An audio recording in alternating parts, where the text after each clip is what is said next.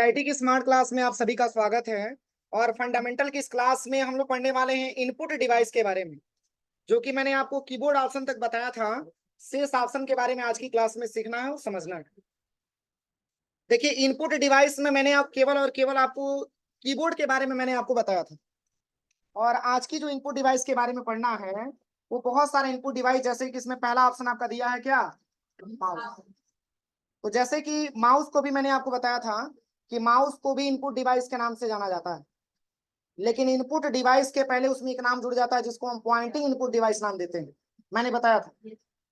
और मैंने ये भी आपको बताया था कि चूंकि माउस जो होता है, उससे भी हम अपनी कंप्यूटर में डेटा इनपुट कराने का काम करते हैं। लेकिन कीबोर्ड से भी इनपुट कराते हैं, माउस से भी इनपुट कराते हैं।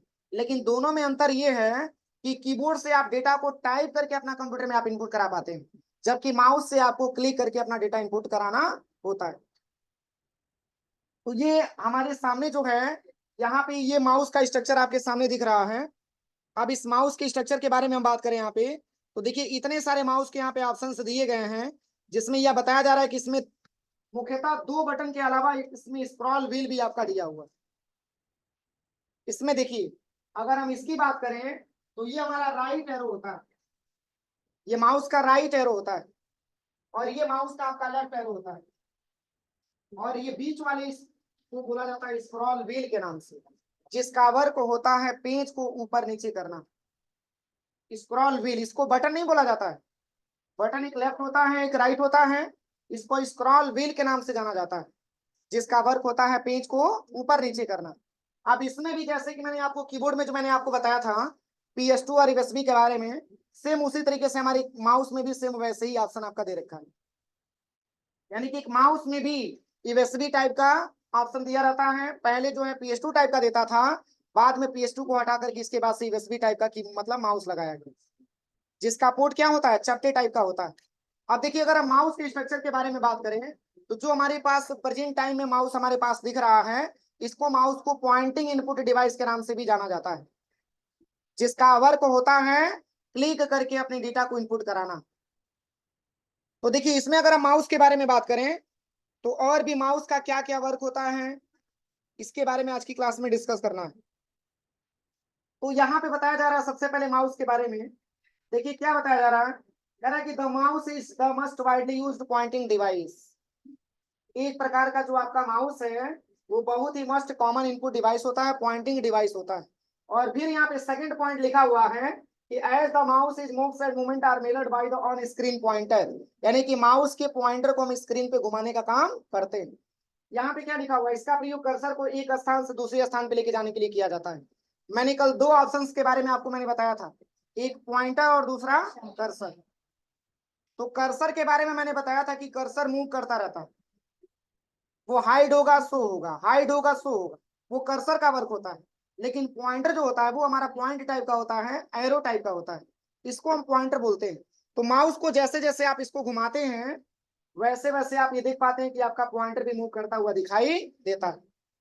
समझ में आ रहा है ना? कई लोग इसको टच करते हैं तो लगता है जैसे काट लेगा, इससे काटेगा नहीं। टच करते समय कई लोग ऐसे पकड़ते हैं, ऐसे चला नहीं पाते, ऐसे मतलब नहीं कर पाते। आप ये समझिए कि जब तक आप माउस को ऐसे हिलाएंगे नहीं, कैसे आपका जाएगा पॉइंटर एक जगह से दूसरे स्थान पे, इसी को पॉइंटर बोला जाता है। पॉइंटर जैसे देखिए, अगर एक जगह से दूसरी जगह पॉइंटर आपको लेके जाना है, तो इसके लिए माउस को आपको थोड़ा सा मूव कराना पड़ेगा। समझ में आ रहा है ना? तो यहाँ पे लिखा हुआ है four main function by mouse. Mouse के कितने कार्य होते हैं? चार कार्य होते हैं। देखिए, ये ऑप्शनल में भी है और ये बहुत बार एग्जाम में भी पूछा जाता है कि माउस के मुख्यतः कितने प्रकार के वर्क होते हैं। तो माउस के मुख्यतः चार प्रकार के वर्क होते हैं, जिसमें यहाँ पे वन बाई वन करके स्टेप बाय स्टेप आपका दिया हुआ है। देखिए किसका क्या प्रयोग होता है, यहाँ पे पूरा आपका स्टेप दिया है। देखिए, इसमें पहला बताया जा रहा है, पहला कह रहा है कि क्लिक किसी ऑब्जेक्ट को सेलेक्ट करने के लिए। अगर हम एक बार माउस से क्लिक करते हैं किसी ऑब्जेक्ट पे, तो ऑब्जेक्ट हमारा क्या हो जाता है, सेलेक्ट हो जाता है। फिर यहाँ पे सेकंड पॉइंट लिखा हुआ है डबल क्लिक किसी ऑब्जेक्ट सेलेक्टेड ऑब्जेक्ट, कह रहा है कि डबल क्लिक किसी ऑब्जेक्ट को ओपन करने के लिए। एक ऑब्जेक्ट को अगर मान के चलिए, अगर मैंने आपको फोल्डर के बारे में बताया, अगर फोल्डर को ही अगर हम एक ऑब्जेक्ट मान लेते हैं, ध्यान दीजिएगा, तो फोल्डर पे अगर हम एक बार क्लिक करेंगे, तो फोल्डर हमारा क्या हो जाएगा, सेलेक्ट हो जाएगा। लेकिन उसी फोल्डर पे अगर हम 2 बार क्लिक करेंगे तो उस फोल्डर में रखा हुआ डेटा हमारा ओपन हो जाएगा। समझ में आ रहा है ना, वो भी किसके माध्यम से, तो माउस के लेफ्ट बटन के माध्यम से। अब तीसरा क्या पॉइंट दिया है, राइट क्लिक किसी ऑब्जेक्ट रिलेटेड ऑप्शन ओपन करने के लिए। जैसे कि फोल्डर पे आपको पासवर्ड लगाना है, फोल्डर को आपको रीनेम करना है, फोल्डर को कट कॉपी पेस्ट करना है।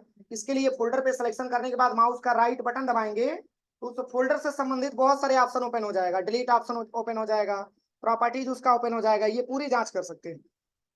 और जो चौथा दिया है ये है आपका ड्रैग एंड ड्रॉप किसी ऑब्जेक्ट का लोकेशन बदलने के लिए। जैसे आपका ऑब्जेक्ट सबसे टॉप में है और आप उसको नीचे लेके आना चाहते हैं, इसके लिए आपको माउस की आवश्यकता होती है।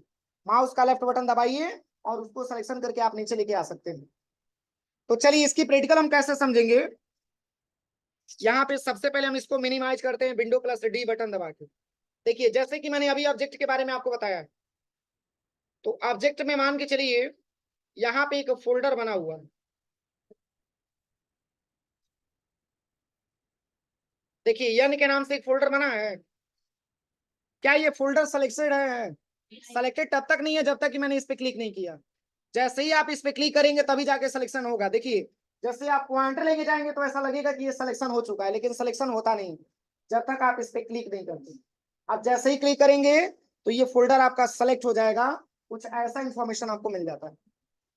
अब ये एक बार मैंने क्लिक किया तो ये डेटा हमारा क्या हो गया, सेलेक्ट हो गया।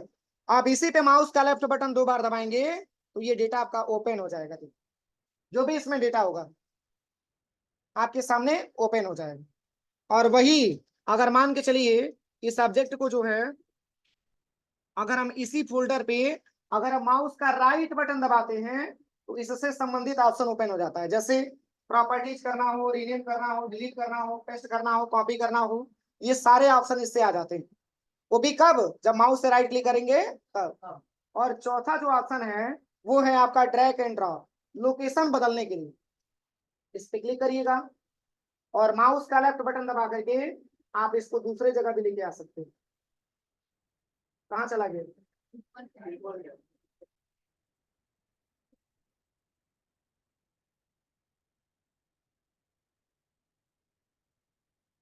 देखिए यहाँ पे चला है, ठीक है। आप इसकी लोकेशन को बदल सकते हैं। तो ये हमारे माउस का काम होता है। कोई दिक्कत है यहाँ तक। अब चलिए इसके बाद से जो अगला पॉइंट आपका दिया है, जो अगला पॉइंट आपका दिया है ये है आपका स्कैनर। क्या दिया है, स्कैनर। अगर हम स्कैनर के बारे में बात करें तो स्कैनर का प्रयोग बहुत ही ज्यादा मात्रा में किया जाता है। जब कोई ऑनलाइन, जैसे कि मान के चलिए कि फॉर्म वगैरह आप भरते हैं, उस केस में उसमें फोटो अपलोड करना होता है, उसमें सिग्नेचर अपलोड करना होता है, उसमें थंब अपलोड करना होता है। इसके लिए स्कैनर की ज्यादा मात्रा में आवश्यकता होती है। और ये भी एक प्रकार का इनपुट डिवाइस है। जैसे कि मान के चलिए कि आपका हाई स्कूल का मार्कशीट है, आपका इंटरमीडिएट का मार्कशीट है, ग्रेजुएशन का मार्कशीट है, आप उसको स्कैन करके एक अपनी ईमेल आईडी पे आप रखना चाहते हैं। स्कैन करने के लिए स्कैनर की आवश्यकता होती है। तो जैसे कि यहाँ पे क्या लिखा हुआ है कि स्कैनर एक इनपुट डिवाइस है जिसके द्वारा हम किसी भी फोटो डॉक्यूमेंट को स्कैन कर सकते हैं।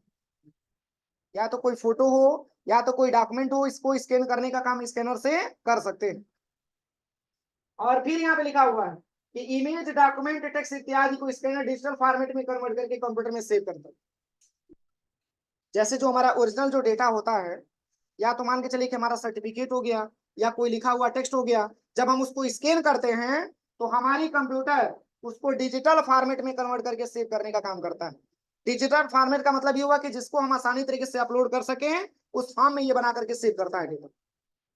फिर अगला क्या दिया कि हार्ड कॉपी की पिक्चर, फोटो, टेक्स्ट इत्यादि को सॉफ्ट कॉपी डिजिटल फॉर्मेट में कन्वर्ट करने का काम करता है।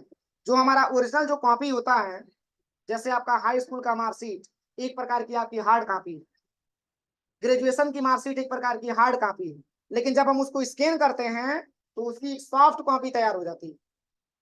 समझ में आ रहा है ना, उसी को हम बोलते हैं डिजिटल फॉर्मेट। और फिर क्या लिखा हुआ है कि इसका प्रयोग करके हम किसी भी डॉक्यूमेंट का इलेक्ट्रॉनिक वर्जन भी क्रिएट कर सकते हैं। मतलब स्कैनर का प्रयोग करके हम अपने डेटा को स्कैन करके हम आसानी तरीके से अपलोड भी कर सकते हैं जहां पर भी हमको अपलोड करना। जैसे आपने देखा होगा जब फोटो आप स्कैन करते हैं, स्कैन करने के बाद जब आप कोई फॉर्म फिलअप करते रहते हैं, उसमें बताता है कि फोटो की साइज 4 KB का होना चाहिए, 5 KB का होना चाहिए, 20 KB का होना चाहिए। और जब तक आप उसकी रिक्वायरमेंट के हिसाब से बनाते नहीं है तब तक वो फोटो एक्सेप्ट करता ही नहीं।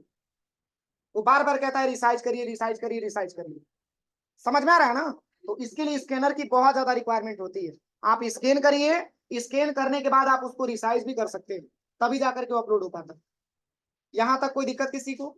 चलिए, अगला जो पॉइंट आपका दिया है, अगला पॉइंट आपका आता है ओसीआर। ओसीआर का पूरा नाम होता है ऑप्टिकल कैरेक्टर रीडर। ओसीआर का पूरा नाम क्या होता है? Optical character reader. अब देखिए ओसीआर होता क्या है। तो यहाँ पे बताया जा रहा है कि ओसीआर जो होता है वो एक ऐसा डिवाइस है जिसका प्रयोग कागज पर बने किसी विशेष प्रकार के अक्षर, अंक या चिन्हों को स्कैन करने के लिए किया जाता है। जैसे कि मान के चलिए कि कुछ टाइप किया गया है कंप्यूटर के या कागज पे, कुछ टाइप किया गया है, अगर हम उसको स्कैन करना चाहते हैं तो इसलिए ओसीआर का मदद हमको लेना होता है।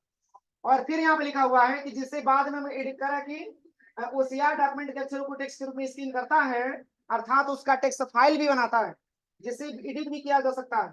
ओसीआर के द्वारा कंप्यूटर में प्रिंटेड अक्षर, टाइपराइटर से छपे हुए अक्षर, कैश रजिस्टर के अक्षर और क्रेडिट कार्ड के अक्षरों को पढ़ा जा सकता है। जैसे कोई बारीकी चीज में अगर कुछ टाइप किया गया है, उसको स्कैन करके अगर आप पढ़ना चाहते हैं, इसके लिए ओसीआर की ज्यादा मात्रा में आवश्यकता होती है, जो एक प्रकार का इनपुट डिवाइस होता है। और फिर यहाँ पे क्या लिखा हुआ है, इसके माध्यम से जो कैश रजिस्टर के अक्षर होते हैं उसको पढ़ सकते हैं, और जो क्रेडिट कार्ड के अक्षर होता है उसको भी हम आसानी तरीके से स्कैन करके पढ़ सकते हैं। फिर यहाँ पे ऑप्शन दिया है ओसीआर विशेष प्रकार के फॉन्ट वाले अक्षरों को स्कैन करता है। ये सभी प्रकार के फॉन्ट को स्कैन नहीं करेगा, कुछ विशेष प्रकार का ऐसा फॉन्ट होगा जिसको स्कैन करने के लिए हमको ओसीआर की आवश्यकता आएगी। तरह की जिन्हें ओसीआर स्टैंडर्ड कहते हैं, जो कंप्यूटर में पहले से स्टोर रहता है, यानी कि इसको स्टोर करने की रिक्वायरमेंट नहीं होती है, ये पहले से ही आपके कंप्यूटर में स्टोर रहता है। और फिर कह रहा है कि ओसीआर इन कैरेक्टरों को स्कैन करने के लिए सर्वप्रथम डॉक्यूमेंट को बिटमैप इमेज में बदलता है। एक फाइल टाइप होता है इमेज का, आपने नाम सुना होगा जेपीईजी, पीएनजी। जेपीईजी भी होता है, पीएनजी भी होता है। उसी तरीके से आपका बिटमैप भी होता है। किसी भी इमेज को बिटमैप में ये कन्वर्ट करने का काम करता है। ये मैं सब आपको बताऊंगा, जब मैं स्पेंट पढ़ाऊंगा तो सारा ऑप्शन आएगा। किसी फोटो को सेव करने जाएंगे तो बिटमैप में कैसे सेव करेंगे, जेपीजी में कैसे सेव करेंगे, पीएनजी में कैसे सेव करेंगे, ये सारा ऑप्शन उसी में आपको देगा। तो ये आपका होता है क्या, ओसीआर।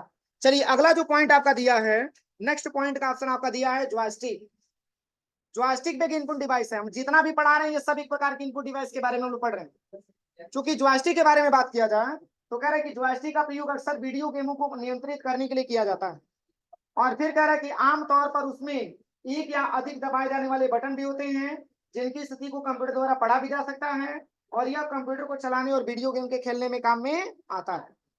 ज्यादातर अगर इसका प्रयोग हम देखें जॉयस्टिक का, तो इसका प्रयोग हम तब करते हैं जब कोई वीडियो गेम वगैरह खेले जाते हैं, या फिर मान के चलिए कि कंप्यूटर को चलाने के लिए, या फिर मान के चलिए कि यहाँ पे दिया भी है कंप्यूटर को चलाने और वीडियो गेम के खेलने में इसका का ज्यादा मात्रा में प्रयोग होता है। एक प्रकार का जॉयस्टिक का सिंबल जो नीचे दिया हुआ। और फिर यहाँ पे लिखा है कि जॉयस्टिक एक इनपुट डिवाइस है और जॉयस्टिक कंप्यूटर के प्रोग्राम को शुरू करने में मदद भी करता है। और जॉयस्टिक का इस्तेमाल ज्यादातर क्रेनों में भी किया जाता है, और ट्रकों में भी किया जाता है, पहिएदार कुर्सियों में भी किया जाता है, और निगरानी कैमरों, पानी के अंदर मानव रहित वाहनों, एयरप्लेन आदि जगहों पे जॉयस्टिक का इस्तेमाल किया जाता है। और जॉयस्टिक को चारों ओर घुमाया जा सकता है। जैसे आपने देखा होगा जो ऑफिस में जो चेयर लगा होता है, जो चेयर लगा होता है, उस चेयर को हम एक जगह से दूसरी जगह आसानी तरीके से मूव करा सकते हैं। सेम वैसे ही कंडीशन में हमारा जॉयस्टिक भी होता है। एक और एग्जांपल यहाँ पे लिखा हुआ है, जैसे निगरानी कैमरों, जैसे सीसीटीवी कैमरे की बात करें तो आपने देखा होगा एक छोटी सीसीटीवी कैमरा जो पूरे क्लास में बैठने वाले सारे लोगों को स्कैन करने का काम कर लेता है, फोटो कैप्चरिंग करने का काम कर लेता है। फिर भी आप उसको जूम करके देखते हैं तो भी ये पहचान में आ जाता है कि कितने लोग क्लास में बैठे हुए। एक छोटा सा कैमरा, सोचिए अगर उसमें जॉयस्टिक नहीं लगा होता तो वो चारों तरफ मूव नहीं कर पाता। समझ में आ रहा है ना? कभी केयर करिएगा, आप कैमरे पे ध्यान दीजिएगा तो वो मूव करता है, घूमता है, ऐसे मूव करते हुए तब जाके वो स्कैन करने का काम करता है। सेम वैसे ही हमारा जॉयस्टिक भी होता है। और यहाँ पे क्या लिखा हुआ है कि जॉयस्टिक को चारों ओर घुमाया जा सकता है, और जॉयस्टिक का इस्तेमाल ज्यादातर कंप्यूटर गेम खेलते समय करते हैं, और जॉयस्टिक कंप्यूटर को चारों दिशाओं की बराबर जानकारी भी देता है, और जॉयस्टिक कंप्यूटर के आधार पर सभी सिग्नल और जानकारी को आसानी से पढ़ लेता है और उसके आधार पर अपना ये काम भी करता है। जैसे कि इसके क्या क्या फायदे हैं, तो यहाँ पे देखिए फायदे के बारे में यहाँ पे दिया हुआ है। जैसे यहाँ पे कह रहा है कि यह शुरू के लोगों को आसानी से इस्तेमाल करने में उपयोगी होता है और इसकी काम करने की कैपेसिटी भी काफी अच्छी होती है। और फिर यहाँ पे कह रहा है कि यह आसानी से चलाने के काम में भी आता है, और यह 3D तरीके से चलाने के काम में भी आता है, और यह रेसिंग और मिशन गेमों में भी काफी अच्छे से अपना काम कर पाता है। जैसे कोई ऐसा गेम हो रहा है जो मिशन का गेम हो रहा है या जो रेसिंग का गेम हो रहा है, उस केस में सबसे ज्यादा हम जॉयस्टिक का इस्तेमाल कर पाते हैं। यहाँ तक कोई दिक्कत किसी को? ये सब एक प्रकार का इनपुट डिवाइस है। चलिए अगला जो पॉइंट आपका दिया है, नेक्स्ट पॉइंट, ये है आपका माइक्रोफोन। तो माइक्रोफोन के बारे में लगभग सब किसी को पता होगा। बोलिए सही है कि गलत है? आप अपने मोबाइल में कहाँ कहाँ माइक्रोफोन पाते हैं? व्हाट्सएप में जाते हैं तो वहां पर भी माइक्रोफोन आपको मिल जाता है कि नहीं है? आप यूट्यूब पे जाते हैं वहां पर भी माइक्रोफोन मिल जाता है, आप गूगल पे जाते हैं वहां पर भी आपको माइक्रोफोन मिल जाता है। तो माइक्रोफोन है क्या? तो जैसे कि मान के चलिए आज उसके हाथ में भी मोबाइल है जो व्यक्ति पढ़ा लिखा नहीं है। सही कि गलत है?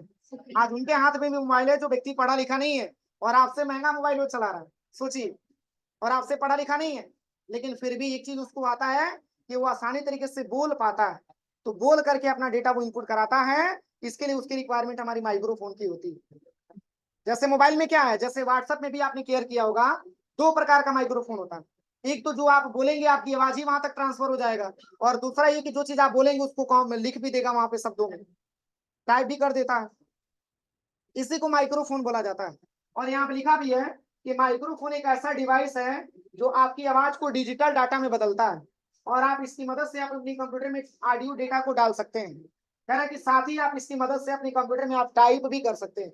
जैसे कोई ज्यादा डेटा आपको लिखना है तो वो गया तरीका कि आप बैठ करके टाइपिंग करिए 24 घंटा, आप बस बोलते जाइए, वो पूरा लिखता हुआ चलाएगा, ट्रांसलेट करते हुए चलाएगा, उसकी कॉपी पेस्ट करके आप ट्रांसफर कर दीजिए। तो ये हमारा माइक्रोफोन का वर्क होता है। और फिर यहाँ पे लिखा हुआ है कि माइक्रोफोन को एमआईसी भी कहा जाता है। माइक्रोफोन ये ऑडियो के जरिए इनपुट लेने की अनुमति देता है। मतलब ऑडियो का मतलब क्या होता है, जो भी हम बोलते हैं हमारा ऑडियो आवाज को रिकॉर्ड करता है और उसी के माध्यम से वो इनपुट लेने का काम करता है। और फिर कह रहा है कि माइक्रोफोन का आविष्कार इमाइल बर्लिनर ने 1877 में किया हुआ था। और कह रहा है कि माइक्रोफोन का इस्तेमाल वॉइस रिकॉर्डर में भी किया जाता है। वॉइस रिकॉर्डर का मतलब क्या? जैसे आपने देखा होगा, जैसे कि एग्जाम में बताया जाता है कि आप शोर मत करिए, आपकी क्लास में वॉइस रिकॉर्डर लगा हुआ है, कुछ भी बोलेंगे उसको रिकॉर्ड कर ले, तो वो ध्वनि रिकॉर्डर एक प्रकार का माइक्रोफोन ही होता है। इसके बाद से यहाँ पे लिखा हुआ है क्या, ऑनलाइन चैटिंग, जो मैंने अभी आपको बताया है, ऑनलाइन चैटिंग। इसके बाद से क्या दिया है, सिंगिंग। आपने देखा होगा जैसे कि अपनी आवाज अगर आपको चेक करना है कि मैं कैसे गा पा रहा हूँ, इसके लिए प्ले स्टोर से आप स्टार मेकर डाउनलोड कर लीजिए। सही है ना? स्टार मेकर, उसमें भी मिलता है गाने वाला। इसके बाद से क्या लिखा है, और आज कई प्रकार के कार्यों में किया जाता है। माइक्रोफोन एक ऐसा युक्ति है जो साउंड वाइब्रेशन को इलेक्ट्रॉनिक सिग्नल में परिवर्तित करने का काम करती है। मतलब आप ये समझिए कि माइक्रोफोन एक इनपुट डिवाइस है जो ऑडियो के जरिए इनपुट लेने की काम करता है। मतलब जो चीज भी हम बोलते हैं उसको ये रिकॉर्ड करने का काम आपका माइक्रोफोन ही करता है। चलिए अगला जो पॉइंट आपका दिया है, ये है आपका वेब कैमरा। क्या दिया है, वेब कैमरा। अब देखिए वेब कैमरे के बारे में बात करें तो ये आपके सामने वेब कैमरा यहाँ पे दिया हुआ है, देखिए यही आपका वेब कैमरा है, दिख रहा है सबको? यही आपका वेब कैमरा है, देखिए दिख रहा है, यही वेब कैमरा है आपका। अब इसका प्रयोग कहाँ किया जाता है, तो मान के चलिए अभी तो बहुत ही अच्छा है कि अभी कोई कोरोना का केसेज वगैरह नहीं आया, जो कि आप इतने नियरेस्ट में बैठ करके पढ़ाई कर पा रहे हैं। सोचिए वो दिन याद करिए जिस दिन हम घर पे रह करके ऑनलाइन क्लास पढ़ते थे। हाँ बताइए।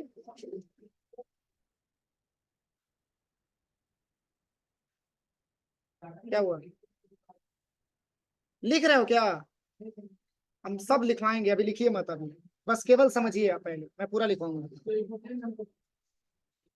देखिए यहाँ पे जो दिया है वेब कैमरे के बारे में हम बता रहे थे। जैसे कि अभी तो मान के चलिए कि अभी तो कोई ऐसा प्रॉब्लम नहीं है, तो हम एक दूसरे के पास आराम से बैठ करके पढ़ाई कर पा रहे हैं। लेकिन जिस समय लॉकडाउन लगा हुआ था उस समय वेब कैमरे के माध्यम से बच्चों को लाइव क्लास प्रोवाइड किया जाता था, और आज भी लाइव क्लास दिया जा रहा है, आज भी लाइव क्लास हो रहा है। लेकिन इसके पहले भी लाइव क्लास दिया जाता था। जैसे कि मान के चलिए लाइव क्लास में ये, जैसे कि वेब कैमरे का मेन मतलब ये होता है कि इसका प्रयोग हम तब करते हैं जब बहुत सारा क्लासेज वगैरह पढ़ाना हो या कुछ लाइव क्लास वगैरह प्रोवाइड करना हो, कोई जूम पे मीटिंग वगैरह करना हो, इसका सबसे ज्यादा वेब कैमरे का इस्तेमाल किया जाता है। अब इससे फायदा क्या है? देखिए लाइव क्लास से मैं फायदा आपको काउंट करवा रहा हूँ। पहला तो ये, तो जो बच्चा आराम से घर पे बैठा हुआ है उसको लाइव क्लास की व्यवस्था मिल पा रही है, वो बच्चा घर बैठे आराम से अपने मोबाइल से पढ़ाई कर पा रहा है। दूसरी चीज कि जब हम उससे पढ़ाना स्टार्ट करेंगे तो उसकी रिकॉर्डेड एक वीडियो हमको मिल जाती है, उस वीडियो को हम व्हाट्सएप ग्रुप में शेयर कर पाते हैं और प्लस यूट्यूब पे भी शेयर कर पाते हैं। समझ में आ रहा है ना? और वीडियो कैमरे के जरिए, वेब कैमरे के जरिए बहुत सारे लोग जुड़ने का काम करते हैं जिससे हम लाइव क्लास उनको प्रोवाइड कर देते हैं। तो ये हमारे वेब कैमरे का वर्क होता है, और ये भी यूएसबी पोर्ट से ही जुड़ा होता है। इसका जो पोर्ट होता है यूएसबी टाइप का ही होता है। समझ में आ रहा है? ये आपका वेब कैमरा। तो वही वेब कैमरे के बारे में बताया जा रहा है। कह रहा है कि इसका उपयोग मुख्यतः इंटरनेट पर वीडियो चैटिंग करने में किया जाता है, और यह कंप्यूटर पर यूएसबी पोर्ट से जुड़े होते हैं। यूएसबी पोर्ट के बारे में मैंने आपको बताया था ना, ये जैसे पेन ड्राइव जो आपका दिख रहा है ना, जो चपटे टाइप का यहाँ पे पोर्ट लगा हुआ है, उसी को यूएसबी टाइप का पोर्ट बोला जाता है। पोर्ट ये चपटा टाइप का होता है। और फिर यहाँ पे कह रहा था कैमरा चालू होने पर सामने बैठे व्यक्ति का फोटो भी खींच सकता है। जैसे जो व्यक्ति इसके सामने बैठे होते हैं, अगर आप इसमें कैमरा चालू कर देते हैं तो जो व्यक्ति सामने बैठा है उनका फोटो भी खींच सकता है। और फिर यहाँ पे लिखा हुआ है कि वीडियो चैटिंग करते समय दोनों व्यक्तियों के कंप्यूटर में वेब कैमरा होना चाहिए। और कह रहा है कि वेब कैमरा का संक्षिप्त रूप है वेब कैम। ये वीडियो कैमरा होता है जो रियल टाइम इमेज को कंप्यूटर से कंप्यूटर के नेटवर्क पर स्ट्रीम करता है। रियल टाइम इमेज का मतलब ये होता है कि इसमें किसी भी प्रकार की कोई एडिटिंग नहीं किया जा सकता है। अभी नहीं कि आपने ग्रीन शर्ट पहना है तो उसको व्हाइट शर्ट वो कला देगा, ऐसा कुछ नहीं। या फेस मान के चलिए कि ब्लैक सा है तो गोरा बना देगा, ऐसा कुछ नहीं। जो रियल टाइम का इमेज होता है वही आपको दिखाने का काम करता है। जैसे आपने केयर किया होगा, जैसे आप ऑफिस में आते हैं इंक्वायरी के लिए, और जब आपका एडमिशन होता है तो उस केस में जैसे कि मान के चलिए आपका सारा डॉक्यूमेंट जमा हो गया और मान के चलिए कि आपका फोटो नहीं है, तो इसी वेब कैमरे के जरिए आपका फोटो कैप्चर किया जाता है। समझ में आ रहा है ना? तो जो प्रेजेंट का इमेज होना चाहिए वही इमेज ऑटोमेटिकली कैप्चर कर लेता है। और भी इसमें बहुत सारा टेक्नोलॉजी का इस्तेमाल करेंगे तो बहुत सारा इसमें चेंजिंग आ जाएगा। चेहरा काला है तो गोरा बना देगा, है कि नहीं है? आज के समय में अगर देखा जाए टेक्नोलॉजी बहुत ज्यादा आगे बढ़ चुका है, लेकिन अगर ये तरीके से देखा जाए तो अगर इसमें हम किसी भी प्रकार की कोई एडिटिंग नहीं कर सकते। और फिर यहाँ पे लिखा हुआ है कि वेब कैमरा यहाँ पे कर रहा है कि जब वीडियो स्ट्रीम किया जाता है तब उसे सेव व्यू या सिस्टम नेटवर्क के माध्यम से सेंड भी कर सकते हैं। जो मैंने अभी आपको एग्जांपल के तौर पे बताया कि इस वीडियो कैमरे से, इस वेब कैमरे से पढ़ाने से क्या क्या फायदा है। पहला तो लाइव क्लास प्रोवाइड किया जा रहा है बच्चों को, और दूसरी चीज इससे रिकॉर्डेड वीडियो हम सेव करके और हम अपने इंटरनेट पर शेयर करने का काम कर देते हैं, ताकि और भी जो बच्चे पढ़ने नहीं आए हैं उन बच्चों तक ये वीडियो आसानी तरीके से पहुंच जाए। इसके लिए इस वीडियो को हम रिकॉर्ड कर लेते हैं। समझ में आ रहा है ना? तो इससे बहुत सारे फायदे हैं। एक वेब कैमरा जिसका बहुत सारा इंफॉर्मेशन है, बहुत सारी जानकारी है। फिर यहाँ पे लिखा हुआ है कि इसे इंटरनेट या ईमेल अटैचमेंट के जरिए भेज भी सकते हैं। मैंने अभी आपको बताया कि जब इसको हम रिकॉर्ड कर लेते हैं तो इसको हम यूट्यूब पे पोस्ट भी कर सकते हैं, आपके व्हाट्सएप के जरिए इसको भेज भी सकते हैं, ये सारी जगह शेयर किया जा सकता है। चलिए इसके बाद से अगला जो पॉइंट आपका है वो है आपका टच पैड। टच पैड में आपने देखा होगा ये जो लैपटॉप होता है, और लैपटॉप में जो जगह होती है, क्या करते हैं, ऐसे फिंगर चलाते हैं ना, चलाते हैं ना। अब कई लोग जो टच पैड होता है उसको चलाते चलाते बाहर भी आ जाते हैं, लेकिन कैप्चर मात्र इतना ही करता है जितना कि एरिया। अब इसके बाहर भी अगर हम फिंगर लेकर के ऐसे आ जाएंगे तो कुछ काम करेगा? समझ में आ रहा है ना? तो ये टच पैड होता है, जहां मतलब ये जो ऑप्शन दिया हुआ है, ये टच पैड भी एक प्रकार का हार्डवेयर का पार्ट है। जैसे कि लैपटॉप में अगर आप चेक करेंगे तो इतना जो पार्ट आपका दिया हुआ है ये हार्डवेयर का पार्ट होता है जिसको हम टच पैड बोलते हैं। अब इसी पे हम फिंगर से क्लिक करके अपना सारा काम यहाँ से कराते हैं। अब चूंकि माउस तो कनेक्ट रहता नहीं है, अगर आप माउस अलग से लगाना चाहते हैं तो लगा सकते हैं, लेकिन माउस अलग से लगाने की रिक्वायरमेंट ही क्यों जब आपके लैपटॉप में दे रखा है। हाँ लगाते तब हैं जब उसकी खराब हो जाती है, तब हमको अलग से लगाने की आवश्यकता होती है। या बहुत सारे लोग ऐसे भी हैं जो अलग से माउस लगा के अपना काम करते हैं। तो एक प्रकार का वो हमारा टच पैड होता है। और देखिए लिखा भी है कि यह एक छोटा सा बेंजल से टच पैड होता है जो लैपटॉप में माउस के स्थान पर यूज होता है। इसमें भी बटन बना होता है, आपने किया होगा, 2 बटन होता है, 2 बटन होता है ना। अब देखिए यहाँ पे बताया जा रहा है कि टच पैड होता है, जब इसकी सतह पर उंगली से छुआ जाता है तो कर्सर स्क्रीन पर मूव करता है। और फिर कह रहा है कि टच पैड कंप्यूटर हार्डवेयर का एक इनपुट डिवाइस होता है।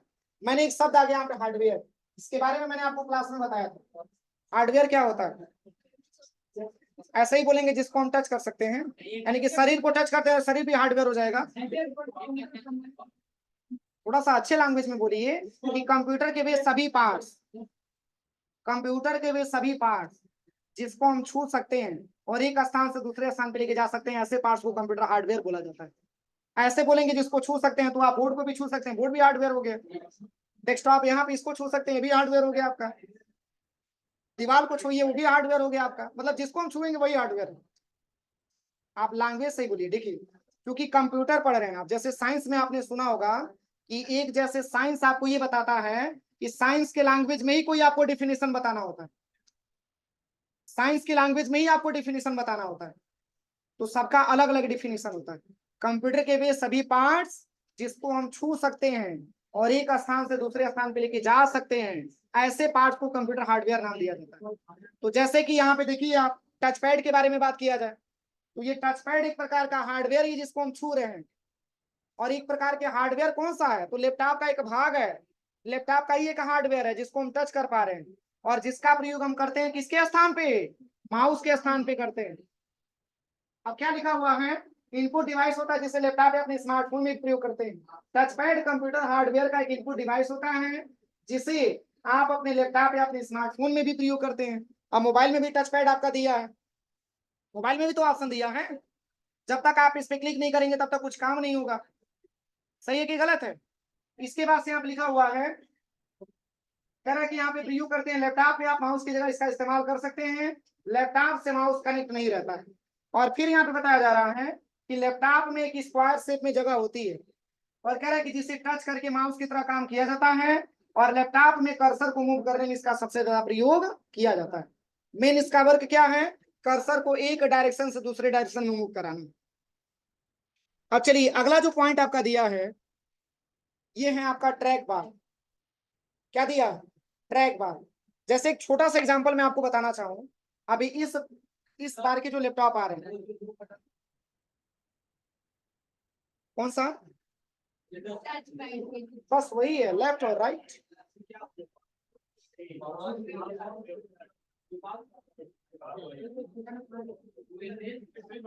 चलिए ट्रैक बाल जो ऑप्शन आपका दिया हुआ है ट्रैक बाल, तो ट्रैक बाल के बारे में हम बात करें तो जैसे कि इस टाइम के लैपटॉप में आपको ऐसा ऑप्शन नहीं मिला है, ट्रैक बाल इस समय के लैपटॉप में नहीं आ रहा। लेकिन जो पुराने कैटेगरी के जो लैपटॉप होंगे जैसे कि आपका डेल कंपनी का हो गया, एसर कंपनी का हो गया, जिसमें बहुत सारे बटन दिए थे, उस लैपटॉप में शायद आपने केयर किया होगा एक ग्रीन कलर का या ब्लू कलर का इंटर के और बैक स्पेस के बीच में एक बॉल टाइप का रखा गया होता था और जब आप उसको फोल्ड करते थे तो कभी कभी वो बॉल नीचे गिर जाता था। कभी आपने केयर किया है?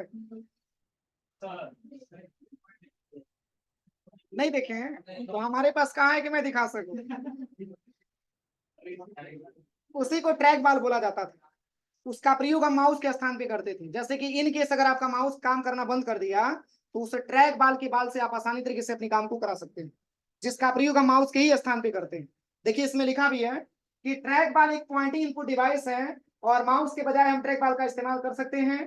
ट्रैक बाल का इस्तेमाल ज्यादातर नोटबुक और लैपटॉप पर किया जाता है और जैसे जैसे आप ट्रैक बाल के बाल को मूव करेंगे वैसे वैसे आपका पॉइंटर भी मूव करेगा। एक छोटा सा गेंद होता था, उसी गेंद के सहारे हम अपने सिस्टम को ऑपरेट कर पाते थे। और फिर यहाँ पे लिखा हुआ है कि ट्रैक बॉल एक पॉइंटिंग इनपुट डिवाइस है। क्यों? क्योंकि माउस के स्थान पे इसका प्रयोग हम कर रहे हैं। और फिर कह रहे हैं कि जिसका प्रयोग स्क्रीन पर प्रदर्शित ऑप्शन टूल को सेलेक्ट करने के लिए किया जाता है। इसमें एक उभरी हुई गेंद होती है तथा कुछ बटन भी होते हैं। इसमें स्क्रीन पर पॉइंटर को घुमाने के लिए अंगुली से उस गेंद को घुमाना पड़ता है।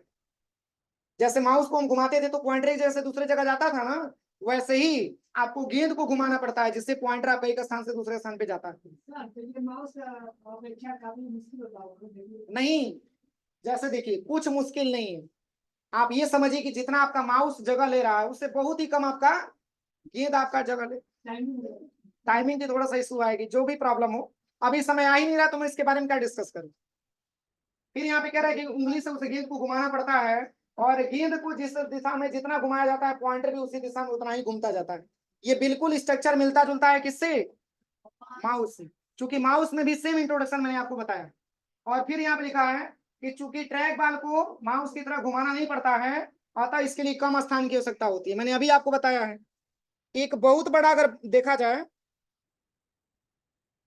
मात्र इतना छोटा सा गेंद होता था।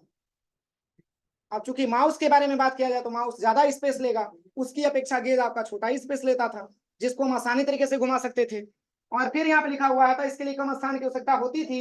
यही कारण है कि कुछ इसका कुछ प्रयोग पोर्टेबल डिवाइस जैसे कि लैपटॉप स्मार्टफोन में भी करते हैं। मतलब अब इसका प्रयोग नहीं हो पा रहा है, लेकिन पहले के लैपटॉप में ज्यादा मात्रा में इसका प्रयोग किया जाता था। एक प्रकार का आपका ट्रैक बॉल होता था। अब देखिए कैसे घुमा रहे हैं, सीख लीजिए, इन केस अगर आपको मिले तो दिक्कत ना हो। हाँ, सब उसमें ऑप्शन बटन वगैरह दिया होगा। अब देखिए, अब आता है टच स्क्रीन। क्या आता है, टच स्क्रीन। जैसे कि हमारा मोबाइल, मोबाइल में बताइए कोई बटन नहीं दिया रहता, राइट, बस। अरे बटन जो दिया है, कौन कौन सा बटन दिया है, हाँ, स्क्रीन की बात हो रही है। आप जैसे इस पे क्लिक करेंगे तो आपका मोबाइल लॉक हो जाएगा। आवाज को कम और ज्यादा करिए, इसके अलावा कोई बटन, तब क्यों कह रहे हैं बटन दिया रहता है, यही तो बस बटन है ना। बाकी कोई भी ऐसा सेटिंग नहीं है जहां पे हम ना जा सके, बोलिए सही है कि गलत है। कोई भी ऐसा सेटिंग नहीं है जहां पे हम ना जा सके। ये रीजन है तो किसका, टच स्क्रीन का। पर अगर आपको चलाना नहीं आता है तो बिगाड़ना भी बहुत जल्दी आता है, सही है ना। जैसे जिसको अगर मोबाइल ओपन करना नहीं आता हो, चलाना नहीं आता हो, आप उसको टच स्क्रीन वाला फोन दे दीजिए, वो सब सेटिंग सही करके आपको लाके दे दीजिए। समझ में आ रहा है ना, जो भी प्रॉब्लम हुआ होगा वो सब सही करके लाके दे देगा, क्योंकि ये टोटली डिपेंडेड है। अगर आप मोबाइल को, अगर आप टच स्क्रीन को ऑपरेट कर पा रहे हैं तो आपके लिए टच स्क्रीन आसान है। आप देखिए, ये बहुत सारे जो भी साइबर अपराध वगैरह हो रहे हैं उसको रोकने के लिए आज एटीएम मशीनों में भी कोई बटन की सुविधा नहीं दिया जा रहा, टच स्क्रीन का ही सुविधा दिया जा रहा है। सोचिए, हम और आप तो पैसे निकाल लेंगे, लेकिन सोचिए जो व्यक्ति पढ़ा लिखा नहीं है, क्या उसके मन का है, सारा व्यवस्था अप टू डेट हो रहा है। आपको देखिए एटीएम में कोई भी व्यवस्था अगर देखा जाए तो उसमें बटन की संख्या नहीं दे रहा है, कुछ कुछ बटन दे रहे हैं, जैसे कैंसिलेशन का बटन हो गया या फिर ओके का बटन हो गया, लेकिन बहुत सारा बटन उसमें नहीं दे रहा। वो पूरा का पूरा आपका स्क्रीन टच वाला बना दे रहा है।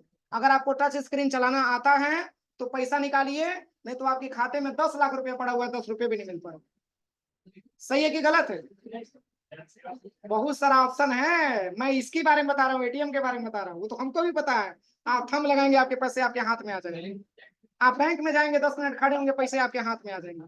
लेकिन अगर उस पोजीशन पे आप फंस गए तब क्या करेंगे, गूगल पे फोन पे अगर खराब हो गया तब क्या करेंगे, ये प्रॉब्लम आ सकती है ना। तो देखिए यहाँ पे लिखा भी है, कह रहा है कि टच स्क्रीन वह स्क्रीन होती है जिसके छूने से काम करने लग जाए, यानी जिसमें किसी काम को करने के लिए बटन को दबाने की बजाय उसकी सतह को छूने मात्र से माउस के पॉइंटर की क्लिक की तरह से काम कर सके, उसे टच स्क्रीन कहते हैं। और टच स्क्रीन में इनपुट डिवाइस है जिसमें यूजर कंप्यूटर के साथ इंटरेक्ट करने के लिए, जुड़ने के लिए कंप्यूटर स्क्रीन पर अवेलेबल पिक्चर और वर्ड को टच करता है, जिससे उस जगह पर प्रेशर क्रिएट होता है। और कह रहा है कि कंप्यूटर टच स्क्रीन उस प्रेशर के हिसाब से काम करता है, वही प्रेशर तेज हो जाता है तो क्या होता है, मोबाइल का डिस्प्ले चला जाता है। सही है ना, 1500-2000 रुपया खर्चा होता है, और वही आराम से आप उसको टच करते हैं तो सारा काम आसानी तरीके से हो जाता है। और फिर यहाँ पे लिखा भी है कि टच स्क्रीन का इस्तेमाल अपने दैनिक जीवन में आप करते रहते हैं, यहाँ पे अपने स्मार्टफोन में, कंप्यूटर में, इत्यादि जगहों पे आप देखते हुए चले आए। आजकल तो सबसे ज्यादा अगर फेमस देखा जाए तो हमारा स्मार्टफोन ही है। समझ में आ रहा है ना।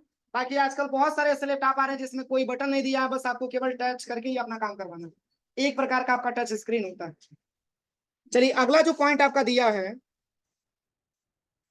ये है आपका लाइट पेन।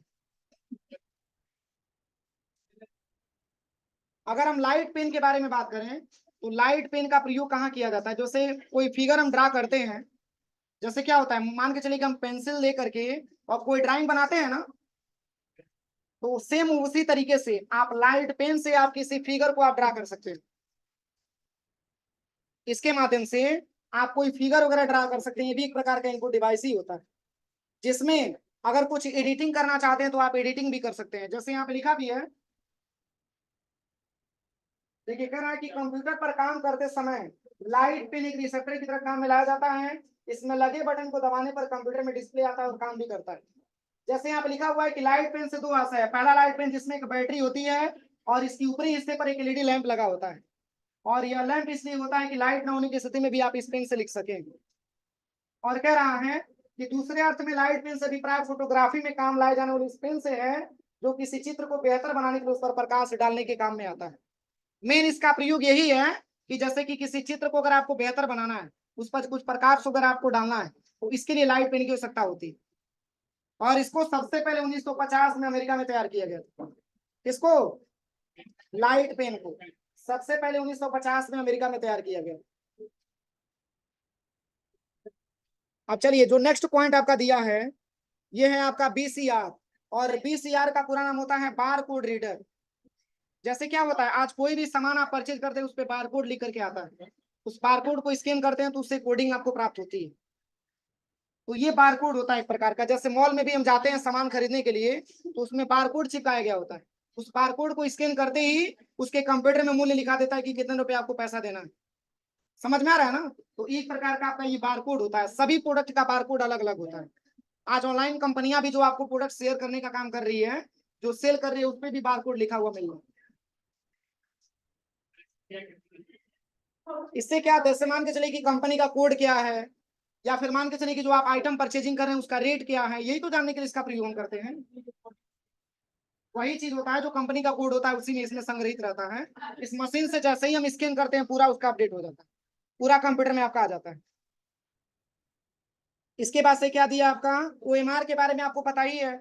ओएमआर का प्रयोग कहाँ किया जाता है? अरे जो एग्जाम वगैरह हो रहे हैं ना आजकल, एग्जाम में आपने देखा होगा कि ओएमआर शीट के जरिए आपको नंबर प्रोवाइड किया जाता है। उस ओएमआर में ये होता है कि अगर एक कोई क्वेश्चन सही है, उसके 4 विकल्प अगर दिए गए तो कोई एक विकल्प सही है, तो उसको गोला बनाना होता है। क्योंकि ओएमआर जो पेज होता है उसको कंप्यूटर में डाला जाता है, तो उसमें क्या आपने गलत किया है क्या सही किया है, उसका रिकॉर्ड आसानी तरीके से कंप्यूटर में लेकर के आ जाता है। एक प्रकार का ओएमआर शीट होता है। इसी के बारे में पूरा डिटेल दिया गया है, आपको इसके बारे में पता ही है। इसके बाद से अगला ऑप्शन आता है एमआईसीआर। और एमआईसीआर का पूरा नाम होता है मैग्नेटिक इंक कैरेक्टर रीडर। इसका प्रयोग क्या होता है? इसका प्रयोग ज्यादातर अगर देखा जाए तो बैंकों में किया जाता है। और किसके लिए? तो ये चेक की जांच करने के लिए कि चेक जो आप प्रोसेस, मतलब जो चेक आप जमा कर रहे हैं, वो चेक आपका सही है कि गलत है। उस चेक पे आपने केयर किया होगा कि चेक पे एक एमआईसीआर कोड भी लिखा गया होता है। ये एमआईसीआर कोड है, 9 डिजिट का होता है एमआईसीआर कोड। और इसी कोड को पढ़ने के लिए बैंकों में इस मशीन का प्रयोग किया जाता है। क्या ऐसा है क्या कि तत्काल आप चेक जमा करके गए और तत्काल आपने गेट को आपने क्रॉस किया, तत्काल पैसा आपके खाते में आ गए? क्योंकि जब तक उसकी पूरी प्रोसेसिंग नहीं होती है, तब की आपके अकाउंट में पैसे नहीं आ जाते हैं। या फिर किसी और को भी ट्रांसफर करवाना है तो तभी हो पाता है जब पूरी जांच हो जाती है। अब इसी चेक को जांच करने के लिए इस मशीन का प्रयोग बैंकों में किया जाता है। अब चलिए, इसके बाद से क्या आता है आपका अगला पॉइंट, ग्राफिक टैबलेट या डिजिटाइजर। जैसे कि मान के चलिए, इसका प्रयोग हम तब करते हैं जब कोई लाइव क्लास वगैरह पढ़ाना होता है। जैसे कि मान के चलिए मैं लाइव क्लास आपको पढ़ा रहा हूँ और बार बार बोर्ड पे जाकर के लिखूंगा, तो इसमें हमको क्या होगा, ज्यादा मात्रा में डिस्टेंस मिलेगा, तो हमारी आवाज क्लियर नहीं हो पाएगी, वीडियो सही से नहीं बन पाए। और उसी चीज को हम चाहते हैं कि हम बैठे बैठे उसको लिख करके बता सकें, इसके लिए ग्राफिक टैबलेट की रिक्वायरमेंट होती है। जैसे लाइव क्लास पढ़ाते समय हम बैठे बैठे आसानी तरीके से इस पे ग्राफिक टैबलेट के माध्यम से लिख करके आपको आसानी तरीके से हम समझा सकते हैं। ये एक प्रकार का ग्राफिक टैबलेट होता है। समझ में आ रहा है? ये सब एक इनपुट डिवाइस होता है, ध्यान दीजिएगा। अगला जो पॉइंट आपका दिया है, नेक्स्ट पॉइंट आपका, अगला जो पॉइंट आपका दिया है,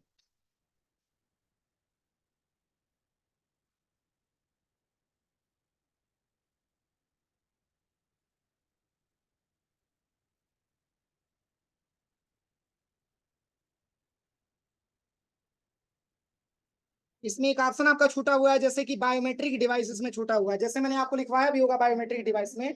जैसे कि बायोमेट्रिक जो डिवाइस होता है, जैसे कि मान के चलिए कि जब तक आप फिंगर नहीं लगाएंगे तब तक आपके हिस्से का राशन आपको नहीं मिलेगा। सही है? बायोमेट्रिक नहीं लगाएंगे तब तक आपका पैसा नहीं कटेगा। ये सारा चीज बायोमेट्रिक डिवाइस भी एक प्रकार का इनपुट डिवाइस होता है।